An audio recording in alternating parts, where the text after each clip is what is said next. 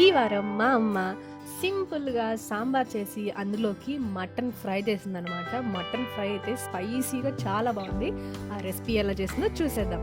ముందుగా మనం కుక్కర్‌లో మటను, ఉప్పు, పసుపు, కారం, అల్లం వెల్లుల్లి పేస్ట్, కొద్దిగా పెరుగు వేసి కలిపి మూత పెట్టి ఒక 3 విజిల్లొచ్చేదాకా మనం దీన్ని ఉడికించుకోవాలి. ఆ తర్వాత ఒక ప్యాన్‌లో ఆయిల్ హీట్ చేసుకొని, ఆయిల్ హీట్ అయినాక అందులో బారుగా కట్ చేసుకున్న పచ్చిమిర్చి వేసుకొని ఫ్రై చేసి ఒక ప్లేట్‌లోకి ట్రాన్స్‌ఫర్ చేసుకోవాలి.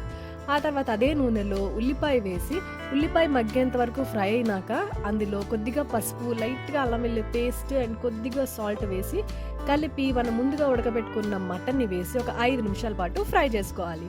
ఈ లోపల మీకు ఈ రెసిపీ ఎలా అనిపించిందో కామెంట్ సెక్షన్‌లో కామెంట్ చేయండి. వీడియోని లైక్ చేయండి. ఛానెల్‌ని సబ్స్క్రైబ్ చేసుకోవడం మాత్రం అస్సలు మర్చిపోకండి.